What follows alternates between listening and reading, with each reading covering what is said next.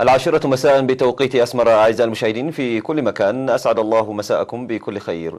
إليكم نشرة الأخبار لهذا المساء من الفضائية الإريترية، والتي أبدأها لكم بأهم ما ورد فيها من أنباء.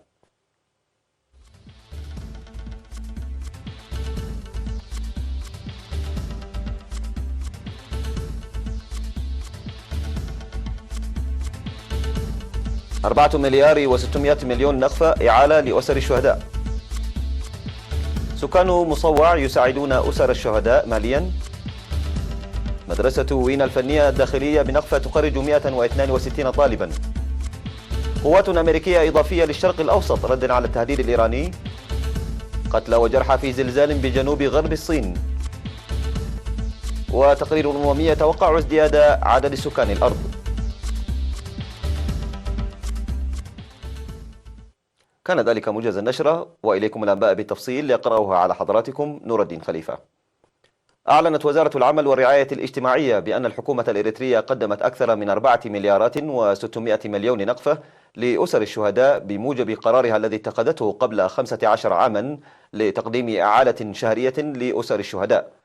وأوضح مدير قسم رعاية أسر الشهداء في الوزارة السيد زرآي تخلأب بمناسبة 20 من يونيو يوم الشهداء بأنه تم بدء تقديم مبلغ 500 نقفة لكل أسرة شهيد في شهر يناير 2004 بموجب المرسوم رقم 2003 تقسيم 137 لضمان تقديم إعالة مستمرة لأسر الشهداء. وتقدم الحكومة سنويا مبلغ 350 مليون نقفة. وأشار إلى تقديم الحكومة أكثر من 144 مليون نقفة لحوالي 17,000 أسرة شهيد محتاجة، إلى جانب الإعالة الشهرية المنتظمة، إضافة إلى التأهيل النوعي للأسر التي تستطيع الإنتاج. وأوضح أن المسنين والذين يواجهون صعوبة الحركة تقدم لهم الإعالة عبر ممثليهم القانونيين عبر الذهاب إليهم في منازلهم. وأفاد السيد زرآي أن المواطنين بدأوا بعد القرار الحكومي بمبادرات الدعم المالي لكفالة أسر الشهداء، إلى جانب العون المجتمعي في الزراعة وصيانة مساكن أسر الشهداء.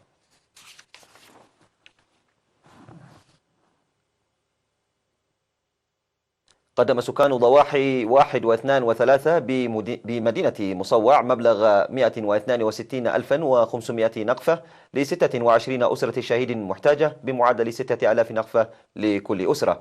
وجاء هذا التبرع بإقامة الخيام يوم 14 و15 من يونيو تحت شعار رعاية أسر الشهداء مسؤوليتنا.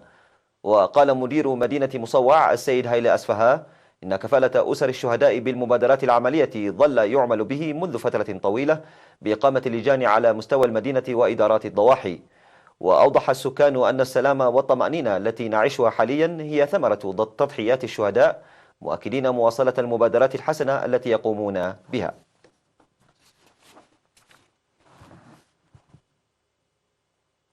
نظم مكتب الجبهة الشعبية للديمقراطية والعدالة في الإقليم الأوسط في 18 من يونيو الجاري مسيرة أقدام تخليدا لذكرى الشهداء الأبرار من منطقة عدي يعقوب وحتى منطقة سعدة كريستيان. وشارك في المسيرة التي امتدت إلى 4 كيلومترات سكرتير الجبهة في الإقليم السيد يوسف صائغ، ومدراء المدارس والشباب العمال بمكتب الجبهة في الإقليم، وممثلي الشباب في 13 مديريات بالإقليم وغيرهم. وتابع المشاركون الذين يبلغ عددهم حوالي 2,500 شخص عند بداية المسيرة في مقبرة الشهداء بعد يعقوب برامج وفقرات فنية عكست معنى ذكرى الشهداء ومعجزة بطولية شهدتها منطقة عد يعقوب بين عامي 1977 و 1978.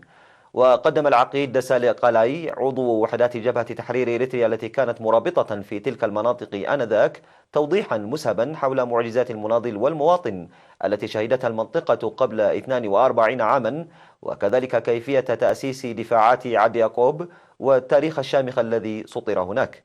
وذكر المشاركون في المسيرة بأن ذكرى العزة التي تنظم عاما إثر آخر بمناسبة 20 من يونيو تتضمن رسالة رزينة لتنفيذ وصايا الشهداء من أجل توارثها على مدى الأجيال المتعاقبة. أحيا الإريتريون المقيمون في جنوب السودان 20 من يونيو ذكرى يوم الشهداء بإضاءة الشموع والفعاليات الفنية التي تعكس تضحياتهم.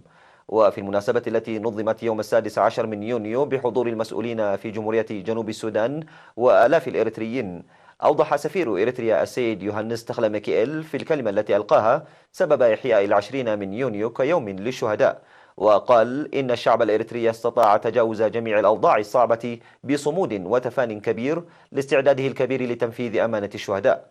وذكر بأن التمكن من القيام بالمستحيل هي قيم ورثناها من شهدائنا، مذكرا للعمل المضاعف بتمتين الصفوف لتنمية الوطن انطلاقا من النهج المستقل الذي أمناه بالتصدي لمختلف العدائيات. من جانبه أشار مسؤول دوائر أفريقيا في وزارة خارجية جنوب السودان السفير مايكل نيانغ ضيف شرف المناسبة إلى الدعم القوي لشعب وحكومة إريتريا لنضال شعب جنوب السودان، معربا عن تقديره وإعجابه باعتزاز الشعب الإريتري بشهدائه. وقال رئيس الجالية الإريترية السيد هابتوم زرؤو إن شهداءنا ألبسون الفخر والاعتزاز بتضحياتهم، مؤكدا على الاستعداد لتمتين صفوفهم وإنجاح برامج التنمية الوطنية.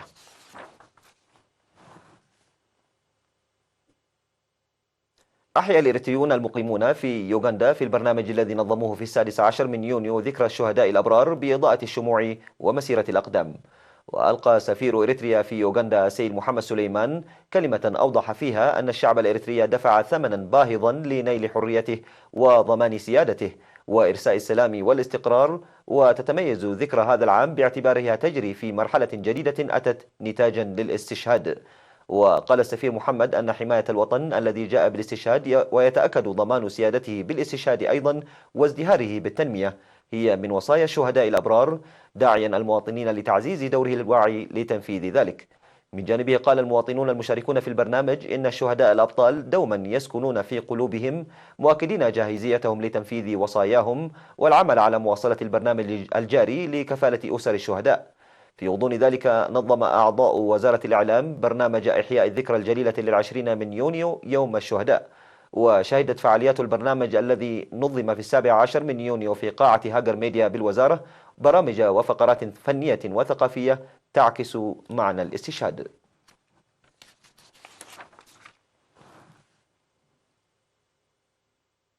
خرجت مدرسة وينا الفنية الداخلية بنقفة في 16 من يونيو الجاري 162 طالبا بينهم 44 طالبة بعد دراسة لعامين في 8 مجالات مهنية. وذكر مدير المدرسة السيد قلعب زرؤو في المناسبة إن 21 طالبا تخرجوا في مجال الميكانيكا و18 في مجال الحدادة و22 في مجال الكهرباء و23 في مجال البناء و23 في مجال النجارة و19 في مجال الخرائط و20 في مجال المسح و16 في مجال التخطيط. وقال إن الدراسة التي تلقاها الطلاب أولية ويجب صقلها بالعمل والقراءة والاستعداد للعمل المتفاني في المرحلة الجديدة المبشرة. من جانبه أوضح المدير العام لقسم التعليم الفني والمهني بوزارة التعليم السيد تسفاي سيوم أن الشباب المسلح بالمعرفة والمهنية هم أساس المستقبل المشرق، معربا عن ثقته لقيام الخريجين بالعمل الفاعل في أماكن توظيفهم. وشكر ممثل الخريجين الحكومة والشعب لتمهيد الأرضية للتعليم المجاني.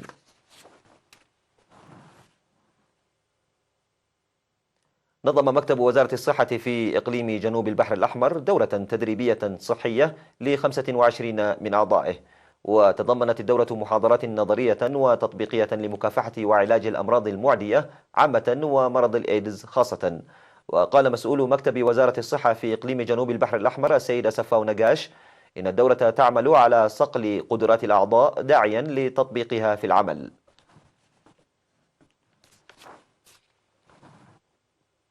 مشاهدينا الكرام، كانت تلك أخبارنا الداخلية. فاصل قصير وأوافيكم بالأخبار العالمية، ابقوا معنا.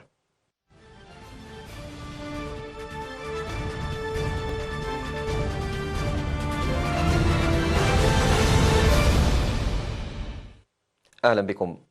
قال القائم بأعمال وزير الدفاع الأمريكي باتريك شانهان في بيان إن الولايات المتحدة ستقوم بنشر أكثر من 1000 جندي أمريكي إضافي إلى الشرق الأوسط ردا على التهديد الإيراني في المنطقة. وقال بيان لوزارة الدفاع إن الهجمات الإيرانية الأخيرة تؤكد مصداقية وموثوقية المعلومات الاستخباراتية التي تلقيناها بشأن السلوك العدائي من قبل القوات الإيرانية ووكلائها، والتي تهدد أفراد الجيش الأمريكي والمصالح الأمريكية في جميع أنحاء المنطقة. وكان القائد الأعلى للقوات الأمريكية في الشرق الأوسط فرانك ماكنزي قد قال إن إيران قررت التراجع وإعادة الحسابات ردا على التعزيزات العسكرية الأمريكية في منطقة الخليج العربي، ولكنه أكد أنه من السابق لأوانه للغاية استنتاج أن التهديد ولى. وأشار المسؤول العسكري إلى أن نشر حاملة الطائرات أبراهام لينكولن في شمال بحر العرب وغيرها من المعدات ساعد في تقليص التهديدات الإيرانية.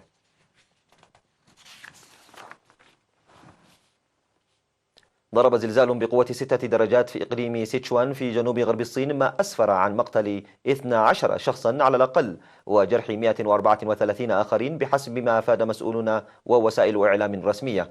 وقامت السلطات بإيواء أكثر من 4000 شخص بعد الزلزال الذي دمر أو ألحق أضرارا بأكثر من 10,000 منزل في مدينة يبين التي يبلغ عدد سكانها حوالي 5.5 ملايين نسمة.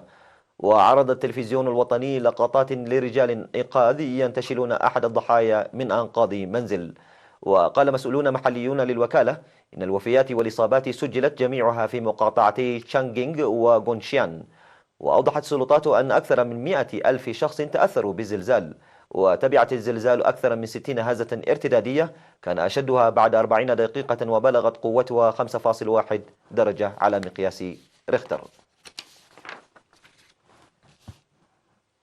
توقع تقرير للأمم المتحدة أن يزداد عدد سكان العالم ليصل إلى 9.7 مليار نسمة عام 2050 مقارنة ب 7.7 مليار نسمة اليوم، مع تضاعف سكان دول جنوب الصحراء الأفريقية.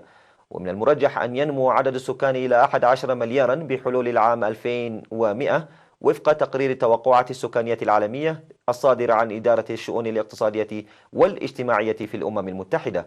ويرسم التقرير صورة لمستقبل تشهد فيه بلدان عدة ارتفاعا في عدد السكان مع ازدياد معدلات أعمار مواطنيها، بينما يتباطأ معدل النمو السكاني وسط انخفاض معدلات الإنجاب.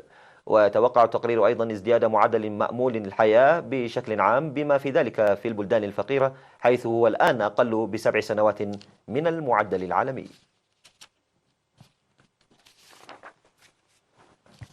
عرضت شبكة تلفزيونية فيديو يرصد اللحظات الأولى لثوران بركان بوبوكاتابيل الواقع على بعد 70 كيلومترا جنوب شرق العاصمة مكسيكو، حيث كان البركان نشطا خلال الشهور الماضية.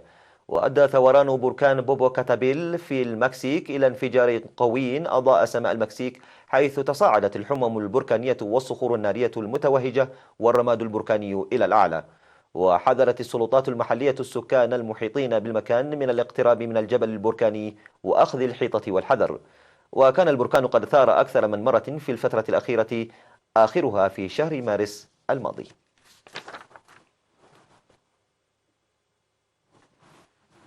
إلى هنا أعزائي المشاهدين تنتهي نشرة الأخبار لهذا المساء. تحياتي لكم من الفضائية الإريترية، إلى اللقاء.